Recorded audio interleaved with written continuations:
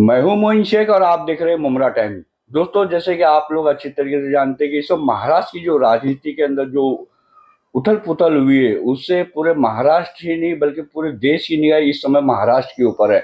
आप जानते हैं कि इसके पहले जो उद्धव साहब की शिवसेना थी, उसके भी दो टुकड़े हो गए, अब दो शिवसेना हो गई। और अब एनसीपी की भी दो धड़े मतलब बढ़ चुके हैं, अलग अलग खेमों के अंदर जा चुके हैं। तो इस वक्त महाराष्ट्र में दो एनसीपी और दो शिवसेना है। ये जो हालात बने, ये जो समीकरण बने महाराष्ट्र के अंदर, तो इससे कहीं ना कहीं जनता तो कंफ्यूज है। ये बड़े बड़े जो पत्रकार है, जो राजनीति के जानकार है, वो भी कहीं ना कहीं इस वक्त कंफ्यूज है कि ये महाराष्ट्र की राजनीति किस ओर जा रही है, किस दिशा में जा रही है। हर आदमी कंफ्यूज है क्या होने वाला आगे महाराष्ट्र की राजनीति में। इसी के ऊपर हम चर्चा करेंगे। हमारे साथ बात करने के लिए प्रोफेसर हसन मुलानी साहब भी मौजूद है, जो खुद एक एडवोकेट भी है। इसके अलावा वो राजनीति के अच्छे जानकार भी है। आइए उनसे समझते हैं कि वो कैसे देखते हैं महाराष्ट्र के बदलते हुए राजनीतिक समीकरण को। हसन भाई, स्वागत है आपका हमारे चैनल मुमरा टाइम्स में। सर, जहाँ तक मैं आपको जानता हूँ, आप एक अच्छे मतलब वक्ता भी है और राजनीति में भी आपने इसके पहले काफ़ी समय दिया है। अच्छी खासी राजनीति आप समझते हुए भी हैं। तो कैसे देखते हैं आप इस वक्त जो महाराष्ट्र के अंदर जो राजनीतिक माहौल बना हुआ है, जिस तरीके से पार्टियों को तोड़ा जा रहा है। पहले एक शिवसेना थी, उसको तोड़ के दो शिवसेना कर दिया गया। एक एनसीपी थी, अब दो एनसीपी हो गई है। तो कहीं ना कहीं ये जो लोकसभा का चुनाव जो करीब आ रहा है, क्या उसको देखते हुए ये महाराष्ट्र में सियासी उठापटक हो रही है? क्या लगता है आपको? सबसे पहले मोइन भाई, आपका और मुमरा टाइम्स का बहुत बहुत शुक्रिया। आप अंतर्राष्ट्रीय स्तर पर देखेंगे तो मैं आपके दर्शकों को एक सवाल देना चाहूंगा कि आप सोचो कि क्यों जमहूरियत जहां जहां है, जहां जहां लोकशाही है, डेमोक्रेसी है, वहां पर क्यों जमहूरियत और डेमोक्रेसी का गला घोटा जा रहा है।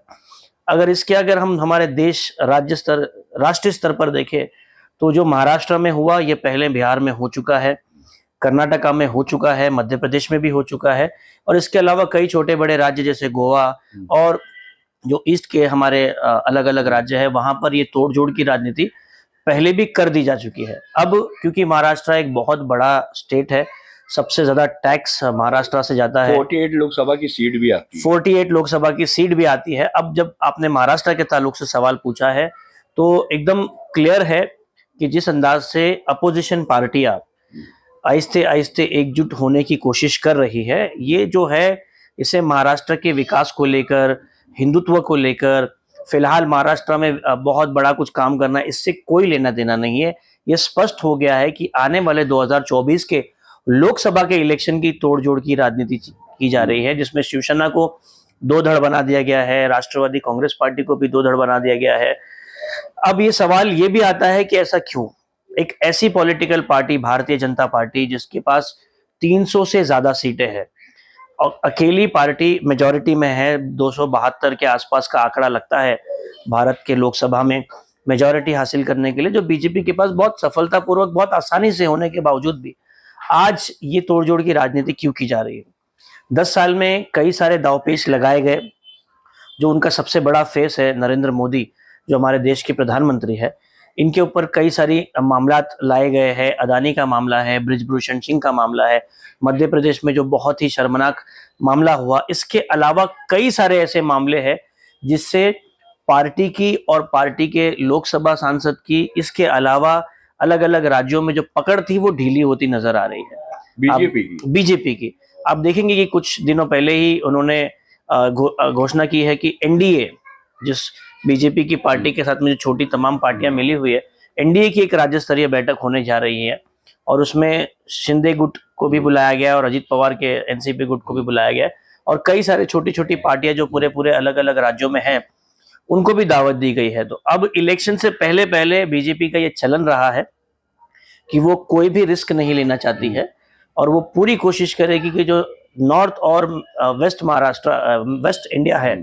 जहां पर हिंदी बोली जाती है, सुनी जाती है, जहां पर बीजेपी का असली होल्ड है, जहां पर पकड़ है, वहां पर वो और मजबूती से कसने की कोशिश करेगी और ये उसी का हिस्सा है। अच्छा हसन भाई, आपको नहीं लगता कि जिस तरीके से पहले हिमाचल प्रदेश, उसके बाद जो कर्नाटक के अंदर जो भाजपा की जो करारी हार हुई है और कांग्रेस की प्रचंड जीत हुई, और उसके पहले अगर हम बात करें तो राहुल गांधी ने जो एक भारत जोड़ो यात्रा निकाली थी, 4,500 किलोमीटर उन्होंने पैदल यात्रा की थी, तो काफी अच्छा माहौल बना दिया था। उससे राहुल गांधी की लोकप्रियता भी काफी बढ़ी है तब से। और अभी ये जो इसके पहले जो बिहार के पटना के अंदर जो तमाम विपक्षी पार्टियों की मीटिंग हुई थी, और अब 17-18 जुलाई को भी बेंगलुरु के अंदर मीटिंग होने वाली है तमाम विपक्षी दलों की। तो क्या ये उससे घबरा के, मतलब ये महाराष्ट्र में जो तोड़फोड़ की गई है उसी लिए की गई है? क्योंकि यूपी के बाद अगर कोई बड़ा स्टेट है जहाँ से 48 सीटें आती है तो वो महाराष्ट्र है। जी, मैं आपको थोड़ा सा समझाने की कोशिश करूंगा। अगर हम लोग थोड़ा पीछे चले जाए, 2014 में जो कांग्रेस थी वो एकदम सरेंडर थी, उन्होंने कोई बड़ी बड़ी घोषणाएं नहीं की, और अब की बार मोदी सरकार और ऐसे कई बड़े बड़े नारे लगाए गए, और एक बहुत बड़ा बोलते ना, बहुत बड़ा पोलराइजेशन हुआ, वोटों का ध्रुवीकरण हुआ, और एक तरफ से एक साथ में प्रधानमंत्री नरेंद्र मोदी बीजेपी की सरकार बना पाए। 2019 में भी आप देखोगे तो कई सारी सियासी पार्टी ने बहुत कोशिश की कि कांग्रेस के साथ मिलकर एक गठजोड़ करे और वो लोकसभा के चुनाव लड़े, लेकिन कांग्रेस अपनी पुरानी जो साख हमेशा होती, जिसे एटीट्यूड कहते हैं, उस एटीट्यूड में बरकरार थी। अगर आप अभी गौर करेंगे तो 2019 में जो कांग्रेस के संसदीय बॉडी में होते हैं, जो कांग्रेस के मेन कोर कमेटी में होते हैं, उनके मेंबर्स को देखोगे और अभी के मेंबर्स को देखोगे तो काफी फर्क नजर आएगा आपको। आप उस टाइम पे गुलाम नबी आजाद जैसे गद्दावर इंसान को देखते होंगे 2019 से उसके पहले, आज वो पार्टी छोड़कर चले गए। कपिल सिब्बल जो बहुत बड़े सुप्रीम कोर्ट के वकील हैं, आज वो नहीं है। ऐसे कई सारे राष्ट्रीय स्तर के बड़े बड़े चेहरे वो आज अब आपको कोर कमेटी में नजर नहीं आते, उतना एक्टिव नजर नहीं आते। एक दो चेहरे हैं, जैसे मनीष है दिल्ली से जो है, मनीष, और ये है अपने जयराम रमेश है, ये लोग आपको नजर आएंगे। बाकी पी चिदम्बरम थे और बहुत सारे ऐसे चेहरे थे जो बूढ़े हो चुके हैं और वो आहिस्ते आहिस्ते साइडलाइन नजर आएंगे आपको। अब ये जो नया लॉट जो कांग्रेस की सेंट्रल कमेटी को हैंडल कर रहा है, उसने ये समझाने की कोशिश की है, मुझे ऐसा लगता है कि कांग्रेस जो है ये एक फेविकॉल है। आप समझिए, मैं एक एग्जांपल दूं कि अगर मोदी के खिलाफ एक कुर्सी बनानी हो जिसमें हथेली लगेगी, जिसमें बैठने के लिए पहिए लगेंगे, टेकने के लिए, उन तमाम अलग अलग छोटी छोटी पार्टियों को जोड़ने के लिए जो फेविकॉल है वो कांग्रेस है। कांग्रेस के बिना एक अपोजिशन बनना इंडिया में मुश्किल है।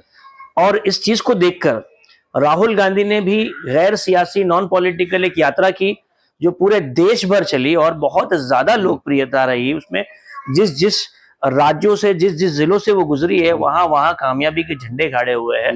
और हो सकता है कि अभी वो गुजरात से लेकर नागालैंड, आसाम तक के वो एक ऐसा वाला भी भारत जोड़ो यात्रा करने वाले हैं, ऐसा बताया जा रहा है। अगर वो करेंगे तो हो सकता है कि ये साउथ टू नॉर्थ और ईस्ट टू वेस्ट या वेस्ट टू ईस्ट जो चलेगा, इसका भी बहुत तगड़ा असर गिरेगा। अच्छा हसन भाई, ये जो महाराष्ट्र के अंदर जो टूट फूट हुई है, आपको क्या लगता है कि इसका जो मीटिंग होने जा रही है बेंगलुरु के अंदर तो विपक्षी दलों की, उस गठबंधन पे इसका कुछ असर पड़ता हुआ आपको नजर आ रहा है? 100% पड़ेगा, क्योंकि इनकी तय थी मीटिंग पटना के बाद श्रीनगर में करने की और शिमला में करने की, शुक्रिया, शिमला में करने की इनकी प्लानिंग थी। उसके बाद ये हुआ कि जब ये शरद पवार के साथ में ये मामला हो गया कि एनसीपी दो धड़ों में टूट गई, तो उन्होंने इसको होल्ड किया और अब बेंगलोर में उन्होंने पोस्टपोन किया है। तो कभी भी कोई ऐसे बड़े राजनेता के साथ ऐसे तोड़जोड़ की राजनीति होती है तो सबको असर लगेगा। और जिस अंदाज से शरद पवार को राहुल गांधी ने और तमाम लीडर ऑफ अपोजिशन जिन लोगों ने जमा हुए थे, उन्होंने जिस हिसाब से मान सम्मान शरद पवार को दिया, तो वो हिसाब से नजर आ रहा था कि शरद पवार को बहुत इंपॉर्टेंट मानकर ही वो एक पूरा अपोजिशन का तोड़जोड़ बनना था। तो अब उनके साथ ये मामला होने के बाद में असर तो होगा, लेकिन अब देखना है कि जनता जो है, महाराष्ट्र की जनता जो है, जो ऐसे ध्रुवीकरण के खिलाफ रहती है और ऐसे किसके साथ है, वो ज्यादा ऐसे पोलराइजेशन के हमेशा खिलाफ रही है। अब महाराष्ट्र क्यों उत्तर प्रदेश और बिहार की तरह नहीं सोचता, उसकी दो बड़ी वजह जो मुझे नजर आती है वो ये है कि महाराष्ट्र में पढ़ाई लिखाई जो है, तालीम की जो शर है ज्यादा है। यहाँ पर एजुकेटेड लोग बहुत है, ये लोग अच्छा बुरा समझते हैं। कई सारे लोग हैं जो यहाँ से बाहर जाते हैं और अलग अलग देश के लोगों से मिलते हैं, और बहुत बड़ा बिजनेस और बहुत बड़ा इंडस्ट्रियल स्टेट है। तो यहाँ पर उस तरह से जिन राज्यों में, जिन जिलों में कम पढ़े लिखे लोग हैं, बिहार है, उड़ीसा है, मध्य प्रदेश है, उत्तर प्रदेश है, वहां पर ये जो मजहब के नाम पर और धर्म के नाम पर होती है, आधार पे ये महाराष्ट्र में बहुत बहुत मुश्किल है। आप देखिए, तो ये एक अच्छी चीज है। दूसरी, यहाँ का जो मुसलमान है, ये यहाँ के हिंदुओं से बहुत ज्यादा घुल मिलकर काम करता है। अगर आप देखिए तो यहाँ के पुलिस में, यहाँ के सिस्टम में, यहाँ पर उतना ज्यादा धर्म का चिल्ला पुकार और हू हल्ला नहीं किया जाता है। जो हमारे यहाँ के हिंदू भाई है वो अपने तमाम सेलिब्रेशन करते हैं, मुसलमान भाई अपने सेलिब्रेशन करते हैं, और सब लोग एक मर्यादा में रहकर करते हैं। यहाँ पर उस तरह की नफरत अब तक तो अल्लाह का एहसान है कि नहीं फैली हुई है। तो मुझे लगता है कि अभी भी महाराष्ट्र के जो लोग हैं उनमें ये बहुत गुस्सा है, बहुत गुस्सा है अजीत दादा पवार के स्टेप को लेकर और एकनाथ शिंदे को लेकर। फिर भी राजनीति में हम लोग कोई आंकड़े और कोई अंदाजे नहीं लगा सकते, वो तो समय बताएगा, वो तो समय बताएगा। अच्छा हसन भाई, ऐसी भी खबरें आ रही है कि मतलब हो सकता है अक्टूबर नवंबर के अंदर जो बीएमसी और टीएमसी और महाराष्ट्र की जो तमाम नगर पालिका है उसके चुनाव होने जा रहे हैं। ऐसी कुछ जानकारी आपके पास है जो आप हमारे दर्शकों के साथ साझा करना चाहेंगे? बिल्कुल, कुछ दिनों पहले ही 3-4 दिन पहले ही महाराष्ट्र शासन ने एक गैजेट नोटिफिकेशन निकाला था जिसमें ये कहा था कि 1 जुलाई की जो वोटर यादी है, 1 जुलाई तक जितने वोटर एनरोल है वो ही लोग सितंबर और अक्टूबर में होने वाले महानगर पालिका और नगर पालिका के जो चुनाव है, अब पूरे महाराष्ट्र में तकरीबन 22 से ज्यादा महानगर पालिका है, जिसमें नागपुर है, औरंगाबाद है, नासिक है, जिनके चुनाव बीएमसी से पहले होने थे, लेकिन क्योंकि कोरोना और लॉकडाउन की वजह से वो सब होल्ड पर रह गए और अब वो शासन के हिसाब से चलते हैं। तो अब सितंबर और अक्टूबर में तमाम 22 के 22 महानगर पालिकाओं के इलेक्शन नहीं होंगे, बहुत 5-6 महानगर पालिका के इलेक्शन कराए जा सकते हैं। उसमें टीएमसी के भी इलेक्शन, उसमें टीएमसी के चांसेस कम है, लेकिन इसे नजरअंदाज नहीं किया जा सकता क्योंकि टीएमसी जो है ये हमारे मुख्यमंत्री का होम ग्राउंड है, तो हाँ, गृह क्षेत्र है। वो चाहेंगे कि यहाँ पर एक अच्छा परफॉर्म करे। शिवसेना जो शिंदे गुट की, उनकी खुद की गुट की जो है, वो यहाँ परफॉर्म करे, यहाँ मेयर बिठाए और उसके बाद एक कॉन्फिडेंस बन जाए बीजेपी और शिवसेना शिंदे गट की जो युति है उसको लेकर वो महाराष्ट्र में अलग जगह प्रचार भी कर सकते हैं। तो मुझे ऐसा लगता है कि बीएमसी और टीएमसी के चुनाव करा सकते हैं। अब ये पूरा के पूरा आहिस्ते से पेपर रिलीज होता जाएगा इलेक्शन कमीशन की तरफ से, स्टेट इलेक्शन कमीशन की तरफ से, वैसे मैं आपको बता पाऊंगा। अच्छा हसन भाई, ये जो महाराष्ट्र के अंदर जो मतलब सियासी भूचाल आया हुआ है, पार्टियों के 2 पार्टियां के टूटने के बाद, बिखरने के बाद 2 गुट बन गए, जैसे शिंदे साहब का गुट अलग है, उद्धव ठाकरे साहब का गुट अलग है, शरद पवार साहब का गुट अलग है, अजीत दादा पवार साहब का गुट अलग है। तो ऐसे में अगर हम कलवा मुमरा विधानसभा की बात करें तो यहाँ पे भी काफी है ना कंफ्यूजिंग है, मतलब कि आप अच्छी तरह जानते हो ये खबरें आ रही हैं कि अवार्ड साहब जो यहाँ के सिटिंग एमएलए हैं वो तो खैर इलेक्शन में खड़े होंगे, उनके सामने राजन किन्ने साहब वो भी अपनी ताल ठोक रहे हैं। और अब ऐसी भी खबरें आ रही हैं कि नजीमुल्लाह साहब भी अब चुनाव मैदान में उतर सकते हैं एमएलए के टिकट पे अजीत पवार साहब के गुट की तरफ से। तो आपको नहीं लगता कि ये जो मुकाबला होगा कलवा मुमरा विधानसभा में काफी रोचक होने जा रहा है? पब्लिक कंफ्यूज है कि मतलब ये क्या होने जा रहा है, पब्लिक भी उनकी समझ में नहीं आ रहा है कि किसको वोट दे किसको ना दे। काफी अजीब परिस्थिति बन गई कलवा मुमरा विधानसभा क्षेत्र की। तो अगर ये तीनों खड़े होते इलेक्शन के अंदर तो कैसे मतलब राजनीतिक समीकरण होंगे कलवा मुमरा विधानसभा के? देखो, इसका पूरा क्रेडिट मैं हमारे प्रधानमंत्री नरेंद्र मोदी को देना चाहूंगा कि हर बार टीवी में जो आता है, जो गोदी मीडिया है, पीएम का मास्टर स्ट्रोक, पीएम का मास्टर स्ट्रोक, तो ये पीएम का मास्टर स्ट्रोक है। मैं बताऊं आपको कि हमारे राज्य में, महाराष्ट्र में बेरोजगारी बहुत थी, बेइंतहा बेरोजगारी थी, जिसके आंकड़े, सरकारी आंकड़े आते हैं, काफी सारे लोगों के पास काम नहीं था। अब एक पार्टी के 2 टुकड़े, एक पार्टी के 2 टुकड़े और कई सारे पार्टी को आश्वासन देने के बाद अब कई सारे भावी नगर सेवक और कई सारे भावी कार्य सम्राट आमदार और कई सारे लोगों को काम पे लगा दिया। देखो, आप देखेंगे तो हजारों लाखों मुस्लिम लोग हैं जो शिवसेना शिंदे गुट में अपना भविष्य देख रहे हैं। कई सारे लोग ऐसे जो उद्धव गुट को ज्वाइन कर सोचते हैं कि अब हम नगर सेवक और आमदार बनेंगे। उसी अंदाज से अजीत दादा के पास कई सारे बेरोजगार बच्चे हैं, दलित समाज से है, बहुजन समाज से है, ट्राइबल समाज से है, मराठा समाज के है, हर समाज के रिप्रेजेंटेटिव्स है। उसी अंदाज से शरद पवार के गुट में। तो उद्धव ठाकरे के लोग जो उठ के गए तो वो बोल रहे कि हमारे यहाँ बहुत अपॉर्चुनिटी है। शिंदे गुट के मुख्यमंत्री बने तो बोले पावर हमारे पास है, आप हमारे यहाँ आओ। अजीत दादा बोल रहे पावर हमारे पास है, मैं बहुत सारी कमिटीज में सबको अपॉइंट करूंगा। उनकी तकरीरें सुन सकते, मैं बस उनकी बातें दोहरा रहा हूँ। और आप देखिए, देखते ही देखते कुछ ही चुटकों, कुछ ही मिनटों में, कुछ ही हफ्तों में लाखों लोग काम पे लग गए। अब वो काम क्या है? भावी नगर सेवक, भावी आमदार बनने का। अब मैं आपके सवाल पर आता हूं। तो जहां तक मेरी मालूमात है, राजन किने 2009 में असेंबली इलेक्शन लड़ चुके हैं और मुझे लगता है कि अगर उनको टिकट वगैरह मिलेगा तो वो तैयारी कर भी लेंगे, क्योंकि कलवा मुमरा जो बड़ा क्षेत्र है जिसमें 3-3.5 लाख के आसपास या उससे ज्यादा अभी वोटर हो गए होंगे, तो उसकी एक होमवर्क है। एक आदमी का एक्सपीरियंस होता है कि हम लड़ चुके हैं। और जैसे अटकलें लगाई जा रही है कि हो सकता है कि नजीब मुल्ला भाई भी इलेक्शन लड़े, तो मैं आपको साफ कर दूं कि अब जो हो गए 3 इंजन का जो सरकार बनी है, जिसे इन्होंने महायुति कहा है, तो अगर आप ये माने लोगों की कि अजीत दादा पवार के गुट से नजीब मुल्ला और एकनाथ शिंदे की गुट से राजन किने, तो ये मुमरा कलवा विधानसभा की जो सीट है इस पर एक ही आमदार लड़ पाएगा, या नजीब मुल्ला लड़ पाएंगे या राजन किने लड़ पाएंगे। तो ये दोनों लड़ना मुश्किल है। अगर महायुति बरकरार रही जिसमें देवेंद्र फडणवीस, एकनाथ शिंदे और अजीत पवार, ये तीनों की पार्टियों को मिलाकर अगर लड़ना है तो या तो नजीब मुल्ला लड़ेंगे या राजन किने लड़ेंगे। एक कैंडिडेट जाहिर बात है ना, महायुति। अच्छा हसन भाई, महायुति में दो नहीं लड़ सकते। आपको रुके, मैं एक सवाल और पूछना चाहूंगा कि जैसे यहाँ के जो सिटिंग एमएलए जितेंद्र अवाड़ साहब, वो 3 बार से यहाँ के एमएलए हैं, तो आपको क्या लगता है कि मतलब ये जो उनका जो कार्यकाल रहा 14 साल का, पिछला जो रहा, उसके अंदर उनके खिलाफ एंटी इनकम्बेंसी भी काम कर रही है, और क्या उनकी लोकप्रियता का जो ग्राफ है वो कुछ कम हुआ है मुमरा के अंदर? आपको क्या लगता है? देखिए 14-15 साल बाद मोइन भाई, ये नेचुरल है कि 5 से 10% वोट स्विंग होते हैं।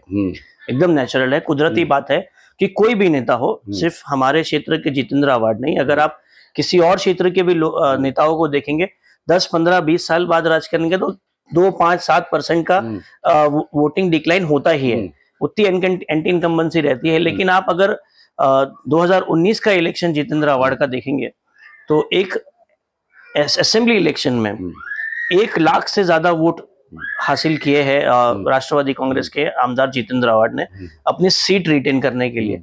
वो 1 लाख वोट जो है वो छोटा नंबर नहीं है। जाहिर बात है कि उसमें कई सारी बातें हुई थी। दीपाली सैयद जैसे कमजोर कैंडिडेट आ गई थी, फिर एमआईएम के कैंडिडेट ने अपना पर्चा वापस ले लिया था। बाद उसके भी आम आदमी पार्टी पहली बार लड़ी और 30-32 हजार वोट कुछ पाए हुए थे। तो अब जब असेंबली इलेक्शन नजदीक आएगा तभी इसके बारे में बात कर सकते हैं कि पर्चा कौन भर रहा है, किन किन मुद्दों पर इलेक्शन लड़ा जा रहा है। अगर जितेंद्र अवार्ड इलेक्शन लड़ रहे तो कौन कौन से काम बताएंगे, और अगर राजन किने लड़ रहे या नजीब मुल्ला लड़ रहे तो कौन कौन से कामों का वादा करेंगे, कौन कौन से कामों की पोल खोलेंगे। ये पूरी की पूरी बातें जो है, इसका ठोस विश्लेषण या इसके बारे में राय देने की जो होगी, ये उसी वक्त होगा जब असेंबली का चुनाव अनाउंस होगा। हसन भाई, मैं एक सवाल और आपसे पूछना चाहूँगा। आप भी चूंकि मुमरा में रहते हैं, कि आपने देखा होगा कि जब भी कभी अवार्ड साहब की जब बात आती थी, कोई अगर उनके ऊपर कोई अभद्र टिप्पणी करता था तो उनके मुमरा के अंदर जो कार्यकर्ता वो सड़कों पे उतर आते थे और विरोध प्रदर्शन करने लगते थे, चक्का जाम हो जाता था। लेकिन अभी पिछले दिनों जब ये अजीत दादा पवार ने अपना गुट अलग किया है, तब से एक वहाँ पे एक विरोध प्रदर्शन हो रहा था थाने के अंदर, तो वहाँ पे मतलब मीडिया के अंदर ये दिखाया जा रहा था जिस तरीके से, काफ़ी शर्मनाक था कि नजीब मुल्ला के जो कार्यकर्ता है वो मतलब अवाड़ साहब के मतलब बैनर को पैरों तले रोन रहे हैं, काली पोत रहे। हालांकि बहुत बड़ी बात है ये, लेकिन जिस तरीके से मुमरा में मतलब अवाड़ साहब के मतलब समर्थन में लोग उतरते थे, उस घटना का किसी ने यहाँ पे विरोध नहीं हुआ, खामोशी सी छाई रही। ये क्या मामला है? इसीलिए मैंने आपसे सवाल पूछा था, क्या अवाड़ साहब की लोकप्रियता कम हो रही है? उनके जो मतलब कार्यकर्ता है क्यों नहीं मतलब उन्होंने वो सड़क पे उतरे और उन्होंने भी उस चीज का विरोध किया? मुझे लगता है कि आप ये सवाल गलत इंसान से पूछ रहे हैं। उस पार्टी के जो प्रेसिडेंट है, नहीं, आप राजनीति का जानकार नहीं, है। नहीं, मैं कोई जानकार नहीं हूँ। एनसीपी में भी रह चुके, मैं जानता हूँ हसन जी। भाई, कुछ समय आपने एनसीपी में भी जी। गुजारा और काफी अच्छी पकड़ रखते हैं राजनीति में, इसलिए मैं आपसे सवाल पूछ रहा हूँ। जी, मैं वही बता रहा था कि इसका असली अगर सच जवाब, स्पष्ट जवाब चाहिए आपको, तो हो सकता है कि ये उन पार्टी के पदाधिकारियों को और उन पार्टी के नगर सेवकों को। अगर मैं बस कुछ किताबें पढ़ना और कुछ अखबारों पढ़ने से, क्या लगता है, जैसे कि आपने हाँ, थोड़ी देर पहले मैं कहा, सवाल का जवाब दूंगा। नहीं, आपने थोड़ी देर पहले कहा कि मतलब अगर ना अहवार साहब के सामने कोई एक बंदा खड़ा होता, चाहे वो राजन किने हो या नजीमुल्ला साहब, तो ही मुकाबला दिलचस्प होगा। और अगर ऐसा होता है, फ्यूचर में ऐसा होता है कि अहवार साहब के सामने से भी एक कैंडिडेट हो सकता है, वो राजन किने मान लो अगर खड़े होते हैं, तब हालात क्या बने, कैसी परिस्थितियां होगी और आपको किसकी जीत नजर आती है, अहवार साहब की या राजन की? मैं आपको वही बता रहा हूं कि राजन किने अगर अपनी आमदनी का दावा दे रहे हैं तो उनके पास एक बुनियाद है कि वो 2009 में 40, 45 या 48 हजार वोट पा चुके हैं। वो, उनकी पत्नी, उनके भाई एक पॉलिटिकल बैकग्राउंड से नगर सेवक रह चुके हैं और कई साल रह चुके हैं। मेन चीज मुमरा से है, मुमरा से है, और उनका खानदान कलवा में भी है जहां तक मुझे पता है। तो एक राजन किने अपनी एक लेगेसी है, उसी तरह से नजीब मुल्ला जो है उनकी एक लेगेसी है कि वो कोकन से आते हैं। कई सारे यहाँ की जो कौसा के मुकामी लोग हैं वो बहुत अदब एहतराम करते हैं। 2009 हो, 2014 हो, 2019 हो, इस इलेक्शन में नजीब मुल्ला की बहुत ज्यादा होमवर्क रहता है। इसके अलावा टीएमसी के जो टिकटों का राष्ट्रवादी के बंदर बाट होते हैं, ये सब सुनकर है कि उसमें जब तक के नजीब मुल्ला भाई का हामी ना हो तब तक के टिकट का मामला है। अब देखना तभी रोमांचक होगा जब ये पत्ते आहिस्ते आहिस्ते साफ होंगे, असेंबली इलेक्शन आएगी। मैं आपके सवाल का जवाब दे देता हूँ कि क्यों नहीं कर रहे। तो ये जितनी उथल पुथल राजनीति की चल रही है, तो हो सकता है कि एक आदमी जो ये देख रहा हो कि एनसीपी में दो लोग थे, थाने जिले के दो बड़े चेहरे थे, एक आमदार जितेंद्र आवाड़ और एक उनके खास सबसे क्लोज माने जाने वाले नजीब मुल्ला, ये दोनों ऐसे अलग हो जाना, इसलिए कि ऊपर दो अलग हो गए, तो तुरंत ये कोई एक्सेप्ट करता नहीं करता बहुत बड़ा मामला है। हो सकता है कि वक्त के बाद ये दोनों साथ हो जाए, हो सकता है कि वक्त के बाद दोनों अपने अपने रास्ते तय कर लिए। ये पॉलिटिक्स है। तो हो सकता है कि शरद पवार अपने भतीजे अजीत दादा पवार को मना ले, या सुप्रिया ताई सुले अपनी बहन जाकर भाई को मनवा ले। तो अगर वहां मिल गए तो ये सारी जितनी नाराजगी और जितने भी लोग यहाँ नीचे नारे मारते बाद में वो लोग बुरे बन जाते हैं। तो शायद हो सकता है, पता नहीं मुझे, कि सब लोग ने अपना बड़ा बड़ा पॉपकॉर्न का डब्बा लिया है और पॉपकॉर्न खाते हुए एंजॉय कर रहे हैं सिचुएशन। आपने मेरी बात का क्लियर जवाब नहीं दिया कि अगर मान लो अहवार साहब के सामने राजन किन्ना साहब खड़े होते तो आपको क्या लगता है किसकी जीत होगी? ये मैं वही बोल रहा हूँ ना आपको कि ये पूरा देखो, आवाम जब वोट करती है मोइन भाई, और मान लो अगर है ना नजीब मुल्ला साहब भी खड़े हो जाते हैं, जो अगर तिकोने मुकाबला होता है, तब हालात क्या होंगे और आपकी किसकी जीत की संभावना ज्यादा नजर आती है? मैं फिर आपको वही बोल रहा हूँ कि अगर मोइन शेख धर्म के नाम पर वोट देना चाहेगा कि मैं सिर्फ अपने धर्म के वालों को वोट दूंगा, जो बहुत बार यूपी और बिहार में होता है, महाराष्ट्र में तो असर बहुत बार यूपी और बिहार में होता है, यहाँ पर यूपी बिहार से बुनियाद रखने वाले भी बहुत सारे वोटर है। यहाँ महाराष्ट्र के मुकामी, अगर आपने तय किया कि मैं मुसलमान कैंडिडेट को वोट करूंगा, तो कितने भी राजन की ने आपके हाथ पकड़ लिया, जितेंद्र आवाड़ आपके हाथ पकड़ लिया, आप वोट तो नजीब मुल्ला को देंगे। अगर मैं पढ़ाई की बुनियाद पर, तजुर्बे की बुनियाद पर, काम की बुनियाद पर वोट देना है, तो फिर मैं खुद सोचूंगा कि भाई मेरे हिसाब से नजदीक कौन है, मेरे हिसाब से कौन सा एमएलए। आज ऐसे कई सारे महाराष्ट्र के एमएलए जिनके नाम ही नहीं पता होते, जो महाराष्ट्र में असेंबली में आवाज नहीं उठा पाते इसलिए कि उनको वक्त नहीं मिलता।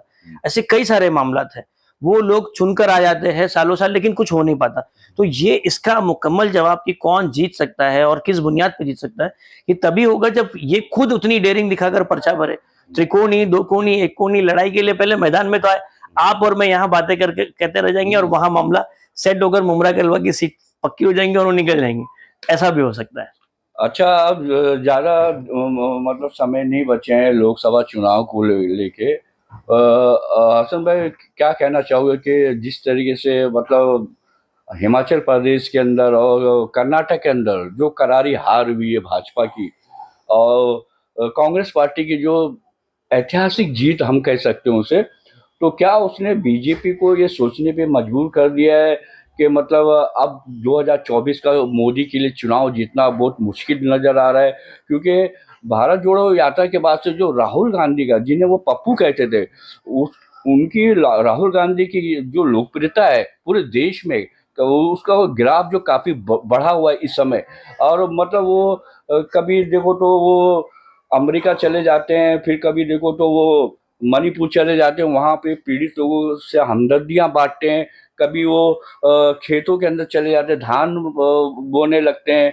कभी वो मैकेनिक के मतलब उसके गैरेज पे चले जाते गैरेज हैं, पे चले जाते कभी हैं। ट्रक। कभी ट्रक ड्राइवर के साथ में वो ट्रक पे बैठ जाते हैं। तो वो जिस तरीके से लोगों के साथ जुड़ रहे हैं, एक हमदर्दी मतलब एक अपनापन जो मतलब लोगों को फील कराने की कोशिश कर रहे हैं। तो क्या है कि वो मोदी और उनकी भाजपा जो है वो राहुल गांधी के बढ़ते हुए ग्राफ से मतलब घबराई हुई है इस समय। आपको क्या लगता है कि 2024 के अंदर मोदी साहब जो देश के प्रधानमंत्री एक बार फिर प्रधानमंत्री बनेंगे या फिर झोला उठा के चल देंगे? मैं आपको बता दूं कि क्रिकेट इंडिया का एक बहुत फेवरेट स्पोर्ट्स है।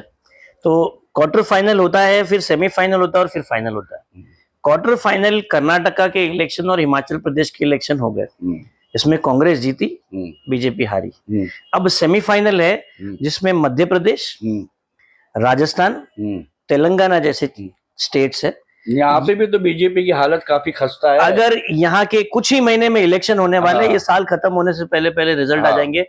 अगर यहाँ कांग्रेस ने ग्रिप बना ली तो 2024 में बीजेपी को और एनडीए को बहुत भारी पड़ेगा। अगर यहाँ बीजेपी ने अपनी साख बचा ली, राजस्थान में भी बहुत ही कम वोटों से ही अशोक गहलोत की सरकार बनी हुई है, वहां अगर बीजेपी अच्छा करती है या मध्य प्रदेश में करती है, तेलंगाना में केसीआर को डैमेज करने की कोशिश की जा रही है, तो वहां अगर ये इलेक्शंस चुनाव होते हैं, वहां के स्टेट के चुनाव, और वहां अगर कांग्रेस को अच्छा साथ मिलता है, तो आप देखिएगा कि 2024 में मई में एनडीए सरकार को भारी पड़ेगा, बहुत भारी पड़ेगा।